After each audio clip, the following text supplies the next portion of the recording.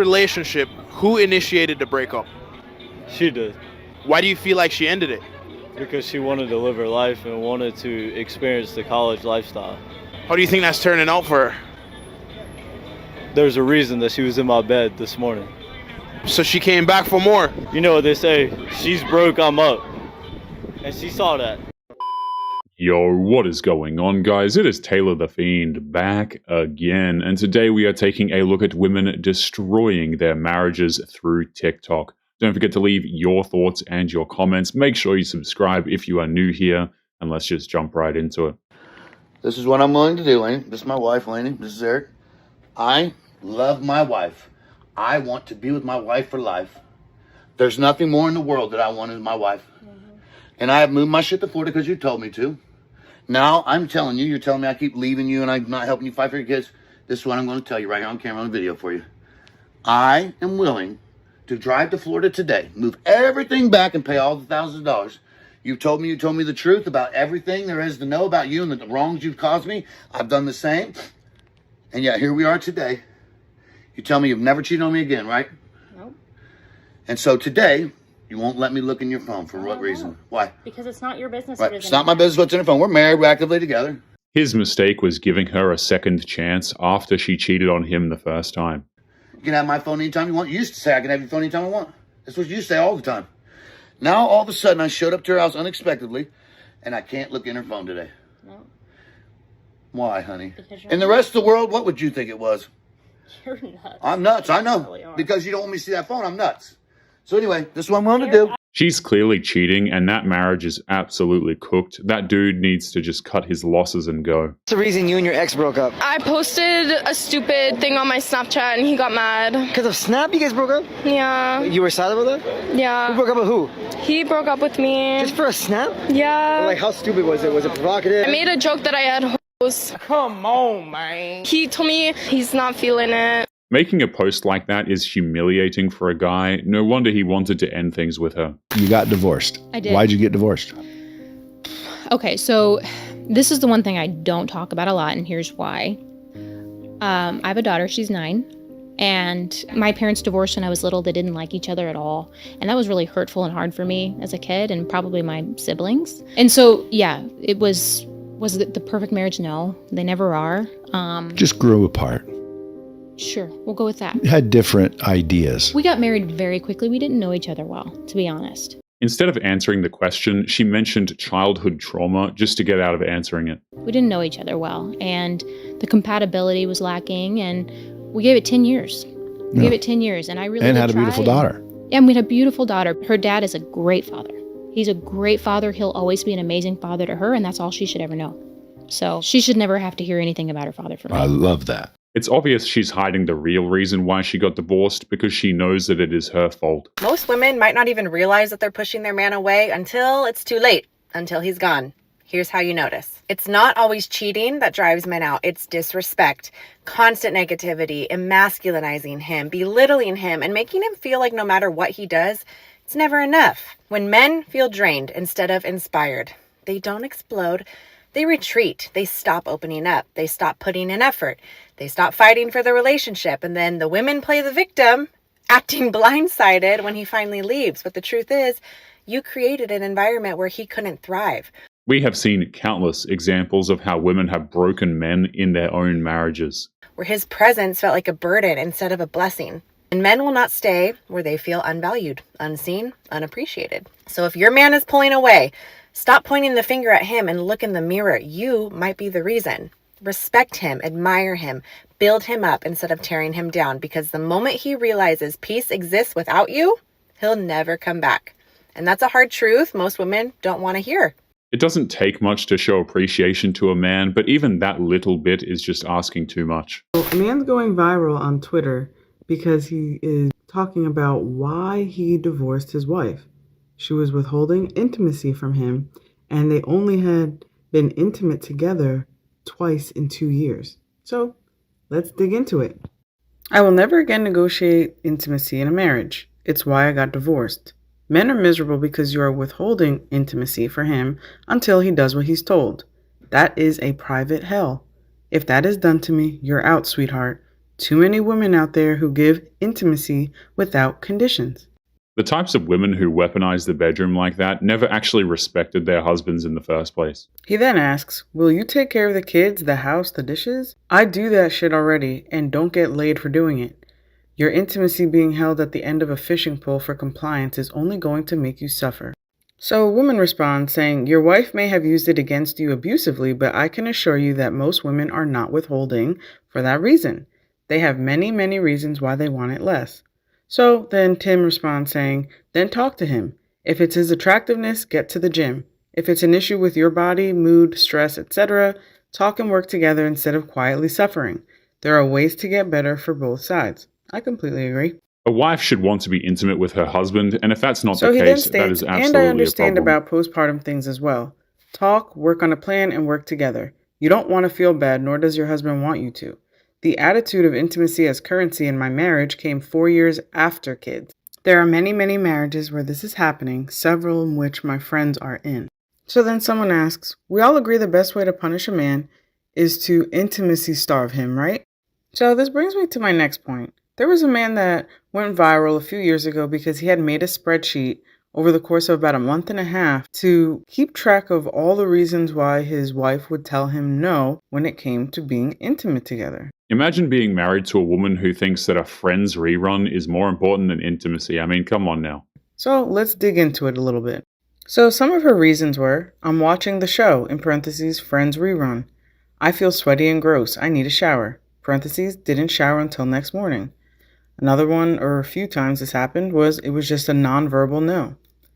There were other times where she just said, I'm exhausted, or I'm trying to watch the movie, fell asleep 15 minutes later. I'm too drunk and I ate too much. I won't have time to get showered and ready for dinner. In parentheses, we were 20 minutes early. I just came back from the gym. I feel gross. Didn't shower until the next morning. I have to be up early. I feel gross. I'm not feeling good. I ate too much. I'm sweaty and gross and I'm tired. A few more nonverbals. If she has had that many excuses at the ready, then there is a massive problem in that particular marriage. I might be getting sick. I still don't feel 100%. I need a shower. I feel gross. I'm too tired. No. Another nonverbal, and I'm watching my show. I don't want to miss anything. I'm just going to say this, and it's probably not a popular opinion amongst women, but if you're rather selfish and you're not selfless, just stay single. Withholding intimacy from your husband, honestly, is just not healthy. Or is it that work husband of yours that got your mind a little distracted? Denying intimacy like that has major negative consequences for the man that she married. We always hear the extremes of, oh, what if she's tired? What if she doesn't feel good? What if she's depressed? What if she just had a baby? You know, we always go to those extremes, but a lot of the times it's women just simply saying no because they tend to weaponize the intimacy with their partner as a sense of control. That to me is absolutely toxic, and I don't like that word, but I'm going to use it because in this instance, it's actually something that qualifies for being toxic. It's a mean thing to do to a man as well, especially when that guy didn't actually do anything wrong. But I want to give you guys a few statistics on marriages that lack intimacy. And I apologize, I have to keep using that word because I just don't want this video getting taken down. So, as many as 1 in 7 married adults in the U.S. are in relationships with little to no intimacy. 7% of married adults haven't had intimacy in the past year. 4% haven't had intimacy in the past 5 years. A marriage with a dead bedroom is just one step closer to the divorce papers. And 15% of married people are in relationships that only engage in intimacy on an infrequent basis. And that's from a recent Psychology Today survey back from I think October 2023. It's not cool to weaponize intimacy. Got to communicate what your needs are. You got to communicate if you're feeling down. And the guy from Twitter said it well. If it's something that you lost attraction to your partner, speak up. I think people just don't talk enough nowadays. It almost sounds like marriage is just a slow elevator ride down to the depths of destruction. Why'd y'all get divorced? Because of me. I primarily was the reason, and so... Hold on, tell me about that. Because I don't believe that. Might have been some of you. I had an emotional affair, and so I... And you both chose that you couldn't work through an emotional affair after 4 kids? Yeah, we'd already tried to work through other things. Okay. Well, I want to separate what you did, have an emotional affair, with a choice to end a marriage. Because you can fall for somebody, you can have deep emotional connection with somebody and all that. And you can also choose to cut that off and to reimagine and rebuild your marriage if you're both in. An emotional affair is an incredibly devastating thing to happen to a man in a relationship. Furious husband reportedly wants to divorce his influencer wife after she was filmed kissing a US singer during a performance. Miriam Cruz leapt on stage during a live performance by the band Aventura. Footage shows her greeting band members before hugging and kissing frontman Romeo Santos after being invited on stage to sing a song with the group. The band went on to sing while Cruz sat beside Santos with her hand on his lap. It's amazing how fast women will just seem to throw away their marriages just to get in touch with a famous singer. Like, it's ridiculous. Influencer with 140,000 TikTok followers deleted a post saying her kiss with Santos led to the breakup of her 10-year marriage. She admitted getting carried away by nerves and emotion without considering the impact on her family. Despite the kiss causing her split, Cruz said it was a long-awaited dream that had finally come true. She respected her ex's decision to divorce, though she felt deep sadness and apologized, saying it was never her intention to hurt him. Most of her followers expressed their sympathy for her split. Who cares about her intentions? She kissed a man in a crowded arena in front of her husband. Calling her ex-partner insecure, adding that they would have also taken advantage of being on stage with Aventura.